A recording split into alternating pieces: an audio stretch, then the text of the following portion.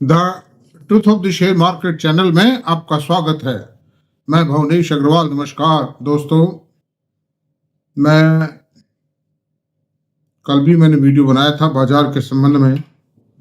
कुछ चर्चा तो बाजार के संबंध में होनी चाहिए, क्योंकि बेसिक चीज तो बाजार की ट्रेंड ही है। मतलब तो वैसे कोई एग्जैक्टली कोई प्रिडिक्ट नहीं कर सकता, लेकिन फिर भी बहुत कुछ अंदाजा आ जाता है। तो सवाल यह है कि कल का जो सेशन हुआ, जब तक सेंसेक्स में जो टूटत आई थी, गिरावट आई थी, उसमें 7% की रिकवरी आ चुकी थी। सेंसेक्स में, निफ्टी के अंदर भी 7.5% की रिकवरी आ चुकी थी, और निफ्टी नेक्स्ट 50 में करीब 12.5% की रिकवरी आ चुकी थी, और मिड कैप में 9.55 10% की रिकवरी आई थी, और स्मॉल कैप में 12% की रिकवरी आई थी। तो ये एक सब्सटेंशियल रिकवरी है 5-6 दिन के अंदर। आज 7वां सेशन है, और निफ्टी आईटी जो था, निफ्टी बैंक में भी कवरिंग आई थी 7.85% की, और निफ्टी आईटी ने 2% की 2% पौने 2% मानिए, पौने 2% की कवरिंग आ गई थी, मतलब कवर कर गया था। और आज जो है, आज भी बाजार ग्रीन में है। कितने पर बंद होगा ये तो नहीं कहा जा सकता, लेकिन प्लस में ही बंद होगा, मैं समझता हूँ। अब इस तेजी के संबंध में कुछ लोग तो ये कह रहे हैं कि साहब ये कवरिंग की तेजी है। कुछ लोग ये कहते हैं कि मार्च का महीना है इसलिए लोग लॉस बुक करते हैं उस बात की। अरे भाई, मार्च में लॉस बुक करेंगे तो जितना पहले बेचता है फिर खरीदता है आदमी, या पहले खरीदता है फिर बेचता है, जो क्वांटम बराबर है, उससे कोई वॉल्यूम या कोई एडिशनल बाइंग क्रिएट नहीं हो रही। और हमेशा जब कवरिंग की तेजी आती है ना, कवरिंग से कभी तेजी नहीं आती है। जब कवरिंग वाले जब ही जल्दी में कवर करते हैं जब उनको लगता है कि बाजार में तेजी आने वाली है, और लगातार तेज नहीं होता। वो तेज कवरिंग वाले एक दिन करेंगे फिर छोड़ देंगे, एक दिन करेंगे फिर छोड़ देंगे, फिर थोड़ा करेंगे फिर थोड़ा करेंगे। इस तरह से कवरिंग तो उस मार्केट में, ग्रे मार्केट में हो जाती है, ऐसी कोई बात नहीं। तो ये जो बाइंग है मार्केट की, साफ दिखाई दे रहा है। एफआई जहां बेच रहे थे वो खरीद रहे हैं, मतलब भारी क्वांटिटी में खरीद रहे हैं। करीब 14,000 करोड़ का माल 3 सेशंस में खरीद चुके हैं एफआई। तो ये साबित करता है। और the coming working of the quarter ending March is expected to be good। देखिए, फॉरवर्ड लुकिंग स्टेटमेंट के अंदर गारंटी कोई नहीं होती है, लेकिन एक संभावनाओं पर आधारित है। सब कुछ संभावनाओं पर आधारित है शेयर बाजार का। उम्मीद है कि आ सकता है, आएगा। दिसंबर में 15%, 14%, 13.5% की ग्रोथ आई थी प्रॉफिट में। इस क्वार्टर में भी उससे बेटर ही आने की संभावना है, क्योंकि उसके बाद जो अंदर ही अंदर परिस्थितियां पैदा हुई वो बेटरमेंट को दर्शाती हैं। दूसरी बात है, रहा सवाल ट्रंप साहब का खतरा। ट्रंप साहब से कोई खतरा नहीं, ये मैं पहले भी स्पष्ट कर चुका हूं। और आप देखिए, रात को अमेरिकन मार्केट में नैस्डैक 2.16% तेज हुआ है, डो जोन्स 1.42% तेज हुआ है, और S&P 500 1.76% तेज हुआ है। तो एक सिंगल सेशन में इतनी बड़ी तेजी आना ये दर्शाता है कि मार्केट में जो कुछ बुरा होना था वो हो गया। और अमेरिकन मार्केट्स में कभी भी ऐसा नहीं होता कि अमेरिकन मार्केट लगातार मेल्ट होते ही चले जाए। Melting for a long time is not possible in the American market, because government, America का जो लाइफ लाइन है शेयर मार्केट, उसको गवर्नमेंट हर सूरत में रिवाइवल करेगी। गवर्नमेंट इस बात को टॉलरेट नहीं कर सकती यहाँ के शेयर बाजार मिट्टी हो जाए। और देखिए, कुछ ट्रम्प साल भी नरम पड़े हैं, मतलब उन पर भी डायरेक्ट इनडायरेक्ट कई तरह के प्रेशर्स आ रहे हैं। इतने बड़े आदमी से, चाहे वहां का बड़े से बड़ा सेठ है, बड़े से बड़ा एंटरप्रेन्योर है, वो ओपनली कुछ नहीं बोल सकता, लेकिन बोलने के बड़े शालीन तरीके से वो कह रहे हैं साहब अब हम कोई इन्वेस्टमेंट नहीं करेंगे, हम इन हालात में इन्वेस्टमेंट कैसे करें, चूंकि हमारा माल कैसे बिकेगा, एक्सपांडेड कैपेसिटीज का यूटिलाइजेशन कैसे होगा, ये जो प्रेजेंट प्रोडक्शन है यही गिर जाएगा, और सेवरल प्रॉब्लम्स वो बता रहे हैं।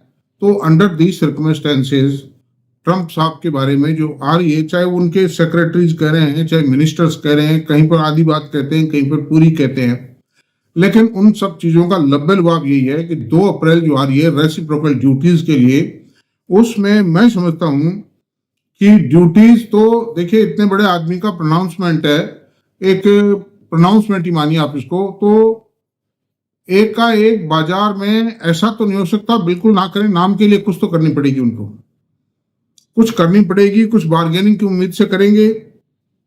ऐसी सूरत में इनका कोई बहुत ज्यादा प्रभाव नहीं आएगा, मतलब छोटे थोड़े बहुत आइटम्स तो लगा देंगे थोड़ी बहुत, मतलब, और वो साथ में ये कह देंगे हम और भी लगा देंगे, अगर ये हुआ तो बात रह जाएगी। लेकिन एटीट्यूड साफ नजर आ रहा है। नुकसान अमेरिका को है, नुकसान और किसी देश को तो होगा जो देखा जाएगा। या तो चाइना, मैक्सिको और कनाडा, ये 3 कंट्रीज लूजर हैं सबसे ज्यादा। बस वेनेजुएला के तेल के ऊपर 25% ड्यूटी की इन्होंने धमकी दी है कि जो भी वेनेजुएला से क्रूड ऑयल खरीदेगा उस पर 25% डंपिंग ड्यूटी लगा दी जाएगी। तो देखो क्या होता है, भारत भी उससे परचेज करता है वेनेजुएला से, तो कोई खास बात नहीं है। ये तो ईरान पर बरसों से लगी हुई, ईरान के एक्सपोर्ट पर, तेल पर, जो ईरान से तेल खरीदेगा उस पर अमेरिकन सैंक्शंस लागू रहेंगी, मतलब ये पोजीशन है। तो ऐसी कोई बात नहीं है। और आज की चर्चा का विषय हमारा मुख्य रूप से तो ये होगा कि एक तो आईटी में जो कुछ बुरा होना था वो एक दौर था, गुजर गया। थोड़ा बहुत और झटके तो आते रहेंगे, देखिए बाजार है ये, लेकिन आईटी की जो अच्छी क्वालिटी के शेयर्स हैं उनमें कोई खतरे वाली बात नहीं कि आपका पैसा डूब जाएगा, कंपनियां भाग जाएंगी, कंपनियां की शटर डाउन, ऐसा कुछ भी नहीं है। These are very strong companies with ethical business norms.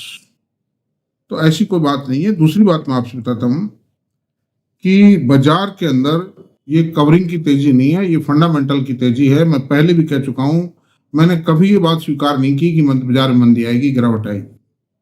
I still say market ठीक है, बीच बीच में करेक्शन तो आना स्वाभाविक है, टेक्निकल ग्राउंड्स पे इन पे आते हैं। मतलब कभी कोई माल बेच गया, किसी कंपनी की भारी सेलिंग कर दी, किसी ने प्रॉफिट बुक कर लिया, ये सब चलेगा। और ये सिलसिला ये एक आध दिन के बाद शुरू होगा, मैं ये नहीं कहता एक आध दिन बाद में प्रॉफिट बुकिंग का सिलसिला। ट्रेडर्स प्रॉफिट बुक करते हैं, बहुत बड़े बड़े इन्वेस्टर प्रॉफिट बुक इस उम्मीद से करते हैं कि इसको बेच करके ये खरीद लेंगे, थोड़ा रुक जाओ, बाजार थोड़ा चढ़ गया एकदम से 2-3% भी गिरेगा तो खरीद लेंगे। जो पोजिशनल ट्रेडर्स है ना, खास तौर से वो करते हैं। लेकिन इसका मतलब ये नहीं है कि बाजार के अंदर एक बियर फेज की शुरुआत हो जाएगी, या बियर फेज एग्जिस्ट करता है। There is no bear phase in the market. Economy bear होगी तो शेयर मार्केट बियर होगा। Economy is hotting up. तो दैट्स ऑल। आज जो हम चर्चा करेंगे कुछ ऐसे शेयर्स पर करेंगे कि जिन शेयर्स को रखने का क्या औचित्य है। वो शेयर्स में देखिए, मैं आपसे एक ही बात बताता हूं कि आपको किसी भी इन्वेस्टर को, आपको मुझको समझो, आपको समझो, किसी भी इन्वेस्टर को शेयर बाजार में अपनी कड़ी कमाई के पैसे को लगाने से पहले बहुत कुछ सोचना चाहिए और ऐसी चीजों में पैसा लगाना चाहिए जो बहुत ठोस हों और ऐसे एंटरप्रेन्योर्स के द्वारा मैनेज्ड हों जो देश के हाईली रेप्यूटेड एंटरप्रेन्योर्स हों, जिनके हाईली प्रोजेक्ट हों, पुरानी कंपनियां हों, जिनके अंदर डिविडेंड पेइंग हो, जिनके अंदर ग्रोथ हो, डाइवर्सिफिकेशन हो, फॉरवर्ड इंटीग्रेशन, बैकवर्ड इंटीग्रेशन, जिनका ब्रांड चलता हो बाजार में, बैंकों के पास नाम चलता हो, बैंक लाइन लगा के खड़े हो उनको लोन देने को। इस तरह के एंटरप्रेन्योर्स को सेलेक्ट करना चाहिए। और कंपनियों के, मैं ये नहीं कहता हर एंटरप्रेन्योर का या जो भी टॉप रैंकिंग एंटरप्रेन्योर्स है उनका हर प्रोजेक्ट पास होगा। प्रोजेक्ट फेल हुए हैं। रिलायंस का KG-D6 में प्रोजेक्ट फेल हो गया था, मतलब, और भी रिलायंस की बहुत सी चीजें फेल हुई हैं, ऐसी कोई बात नहीं है। लेकिन कम से कम मैनेजमेंट इतना कैपेबल हो कि या तो उसी का रिवाइवल करे या साथ के साथ दूसरे प्रोजेक्ट और लावे ताकि कंपनी का ग्रोथ मोमेंटम बना रहे। मतलब ऐसा नहीं होगा कि एक को लेके बैठ गए, फेल हो गए, पैसा डूब गया।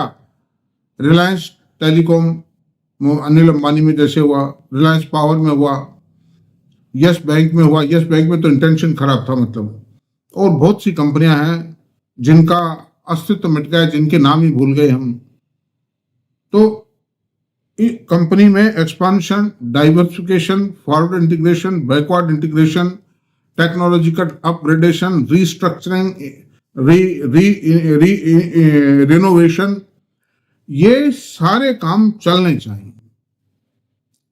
No company can survive without taking these steps. दोस्तों मेरा तो एक टीचिंग्स है मेरी, तो मैं तो कोई मतलब ऐसा कोई एडवाइजर भी मतलब कोई माना हुआ एडवाइजर नहीं हूँ, लेकिन मैं शेयर बाजार के बारे में थिंकर हूँ। 42 ईयर्स एक्सपीरियंस है मेरा और I am a deep thinker in the share market. इसलिए मैं आपके शुभ चिंतक के नाते यही कहूंगा कि जो कंपनियां प्रोडक्टिव नहीं है, जिन कंपनियों में ये सब चीजों का अभाव है और कंपनी मौसमी कंपनियां हैं, सिक्लिकल भी नहीं है, मौसमी कंपनियां हैं। सिक्लिकल कंपनी तो कोई जरूरी नहीं है कि वो भाग जाएगी, मतलब थोड़ी ठंडी पड़ जाती है, शेयर का बढ़ना बंद हो जाता है, लेकिन कंपनी जिंदी रहेगी, दोबारा करंट आएगा उसमें। लेकिन मौसमी कंपनियां ये होती हैं कि तेजी में उठती हैं, मंदी आती है खत्म हो जाती है, एंड दैट्स ऑल, खेल खत्म और पैसा आ जाए, वो नहीं होना चाहिए। तो मैं उसमें 5-7 कंपनी की बात करूंगा। एक तो रेन इंडस्ट्रीज है। रेन इंडस्ट्रीज के शेयर को आज 10-15 साल में देखें तो ये घटाई है। ये 450 रुपए जाकर के आज भी 138 रुपए, 10 साल पहले 450 रुपए था। आज कंपनी कुछ ये बनाती है, ये इलेक्ट्रोड्स बनाती है, ग्रेफाइट्स बनाती है कंपनी। ये स्टील इंडस्ट्री के अंदर काम आते हैं, नहीं स्टील नहीं, एल्यूमिनियम में काम आते हैं। तो इसका रॉ मटेरियल सीपीयू या कुछ ऐसा नाम है उसका, वो बाहर से आता है। उस पर सुप्रीम कोर्ट ने उसको कैप कर दिया, उसको इंपोर्ट को 5 लाख टन साल से ज्यादा नहीं रह सकते। एक इनका सीमेंट प्लांट भी है 35 लाख टन का। लेकिन ये कंपनी ना तो एक्सपांशन करती है, ना डाइवर्सिफिकेशन करती है, ना फॉरवर्ड इंटीग्रेशन करती है, ना बैकवर्ड इंटीग्रेशन करती है। There is nothing with the company. बस आराम से जो आ रहा है खा रहे हैं। मैनेजमेंट का तो पेट भर जाता है, लेकिन शेयर होल्डर्स का कैसे भरे। तो सच कंपनी, मैं आपके इसके बारे में थोड़ा ब्रीफ हल्की सी डिटेल देता हूं। डिटेल कंपनी के प्रोडक्ट पोर्टफोलियो की दे दी है मैंने। ये है पूरे एक साल में जो मेन तेजी का टाइम रहा, उसमें 197 में से 117 के बीच रन किया है कंपनी ने, और अभी इसका भाव 138 रुपए है और 134 करोड़ रुपए का इसमें लॉस आया है इस कंपनी में। It means company had no planning at all, company has no expansion diversification plans at all, कुछ भी नहीं है, या कुछ किया भी है तो जीरो है, बेकार है, रिजल्ट लेस है। Number 2, Omaxe auto. Omaxe auto ये रेलवे की सप्लायर है।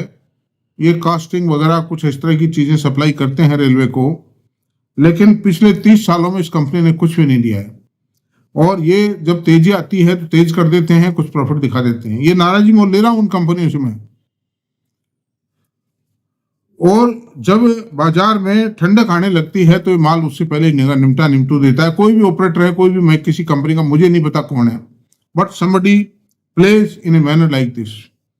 आप देखिए इसमें अभी 2 करोड़ 87 लाख रुपए का प्रॉफिट आया है। 2 करोड़ 87 लाख का प्रॉफिट 50-100 करोड़ की इक्विटी को कैटर करने के लिए काफी है क्या?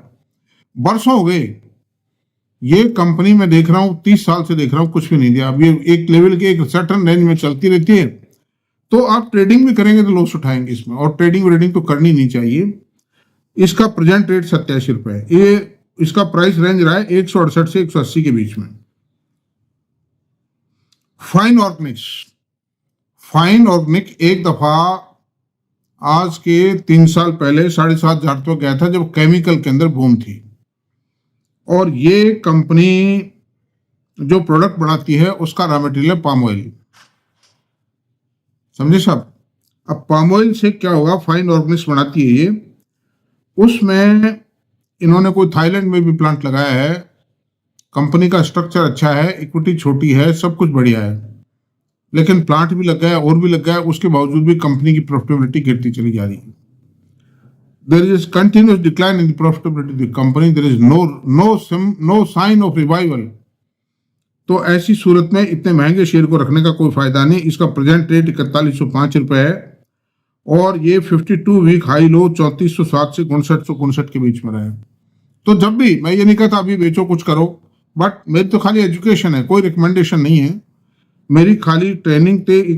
एक एनालाइज के रूप में समझिए कि when ever you get an opportunity, slowly निकल जाइए और इस पैसे को कहीं ऐसे शेयरों में लगाइए जो बहुत अच्छी कंपनी है, बहुत अच्छे मैनेजमेंट है, जिनके पास में डाइवर्सिफाइड ग्रुप्स है, जैसे रिलायंस है, अडानी पोर्ट है, और मतलब HDFC बैंक, ICICI बैंक। इस तरह की जो रिकमेंडेशन कुछ नहीं मेरी, खाली एक we are searching a Y media, what to do, what can be done. न्यूको विस्टा का आईपीओ आया था आज के 3 साल पहले। ये जो पेटीएम का इशू आया था ना, उसके साथ ही आया था ये, और ये आया था 570 रुपए में। वो 570 का रेट आज तक नहीं सोया। ये सीमेंट की कंपनी है, निरमा ग्रुप की कंपनी है, 2 करोड़ टन का सीमेंट प्लान है। ना तो इन्होंने कैपेसिटी बढ़ाई बाद में, ना इन्होंने कोई दूसरे प्रोडक्ट लाइन में डाइवर्सिफाई किया। तो अंडर दिस सर्कमस्टेंसेस इस कंपनी के इस रेट का 322 रुपए का रेट है आज भी, को होल्ड करने का कोई औचित्य नहीं। सीमेंट में एक से एक बढ़िया कंपनियां पड़ी हैं, अल्ट्राटेक, अंबुजा, डालमिया भारत, श्री सीमेंट। महंगी होंगी चाहे, लेकिन वो टूटती तो नहीं, पैसा खाती तो नहीं है इन्वेस्टर का। ये तो खा रही है इन्वेस्टर को। तो under these circumstances I think it is not better to remain in this company. देखिए, हमारी किसी से दुश्मनी नहीं है, लेकिन ये शेयर बाजार है, इसके अंदर ये पैसे का प्रश्न है। आदमी की कड़ी कमाई का पैसा डूबना नहीं चाहिए। एक आदमी बेचारा अपना पेट काट करके अपनी सैलरी से पैसा बचाता है और वो इस तरह से डूब जाए, तो ये पता नहीं कितने दुख की बात है उसके लिए। उसके बच्चों का क्या होगा बताइए आप। The future of his further generation and himself बुढ़ापे का है, और जो भी है मिट्टी में जाएगा ना सब। तो ये कच्चे पक्के शेयरों में जिनका कोई आधार नहीं है और अनप्लान्ड वे में बाजार का मौसम देख के आईपीओ ले आती हैं और पटांग रेटों पे, उनसे गेट आउट हो जाना चाहिए। बालाजी अमाइंस का शेयर है, इसमें मैंने बहुत बड़ा पैसा कमाया। एक वक्त था, लेकिन हर चीज का एक वक्त होता है। I earn lot of money. 900 रुपए से खरीद शुरू की थी, 3500 रुपए में बेच दिया था 6 महीने के अंदर अंदर। उस वक्त टाइम था वो, कोरोना काल में। लेकिन हर चीज का हर वक्त नहीं होता। इस कंपनी का ग्राफ यानी प्रॉफिटेबिलिटी लगातार डाउन जा रही है, लगातार टूटता चला जा रहा है। शेयर महंगा शेयर है, 1-2 पेड अप शेयर है, और ये अभी भी इसका रेट 1312 रुपए है। 1171 से 2550 के बीच में रेट रहा है इसका। 52 वीक्स का कंटिन्यूस फॉल है। और ये अमीन्स बनाते हैं, इसका रॉ मटेरियल है ethanol. Ethanol is a sugar based item, it sugar से बनता है, जो कि पेट्रोल में भी मिलता है। तो वो क्या है, इसका जो रॉ मटेरियल है that is becoming costlier day by day, क्योंकि एथेनॉल की रेट रिवाइज कर दी गवर्नमेंट ने, फिर रेट रिवाइज करेगी। है नहीं, पॉल्यूशन कंट्रोल करना है, पेट्रोल की प्राइसेस को नीचे लाना है। तो under this circumstances now it is no more viable. ऐसी सूरत में it is better to take exit from this share. और इस पैसे को क्या है कि देखिए, इन्वेस्टमेंट वहां रखिए जहां ग्रोथ की चांसेस। आज ग्रीन एनर्जी में बहुत जबरदस्त चांसेस है, डिफेंस में चांसेस हैं, और आईटी सेक्टर भी सेफ है। मतलब चाहे ठीक है थोड़ा ढीला चल रहा है, सो रहा है, ठीक है। सीमेंट में बहुत बड़े चांसेस हैं, बिकॉज कि ये इकोनॉमी दोबारा रिवाइव हो रही है 6-8 महीने के 10 महीने के अंतराल के बाद में। तो सबसे पहला रिवाइवल क्या होता है, काय से शुरू होता है रिवाइवल? शुरू काय से होता है इकोनॉमी का रिवाइवल शुरू होता है आपके infrastructure development, rail, road, bridges, canals, irrigation, drinking water, government buildings हैं, बड़ी बड़ी बिल्डिंग्स हैं, रेजिडेंशियल बिल्डिंग्स हैं, कॉलोनाइजेशन है। ये सारी चीजें में पैसा लगता है और वो पैसा बाजार में फ्लो करता है। और उस काम को लिए ये जितने काम मैंने बताए उन सब के लिए cement is needed for that. तो ऐसी इंफ्रास्ट्रक्चर कंपनियों के शेयर नहीं खरीदने हैं। वो कोई प्रॉफिटेबल सौदा नहीं है now it is, except L&T. L&T is different thing. L&T is not purely a construction company, but it is something, many more things are there. तो ऐसी सूरत में ये जो सीमेंट कंपनियां बहुत पड़ी हैं, बालाजी अमीन्स का इस तरह के पैसा निकाल के उस तरह की जगह पे लगा दें आप, बॉटम प्राइस पर हैं, जैसे सीमेंट के शेयर भी। Now the cement shares are on the bottom price and I have analysed for so many times.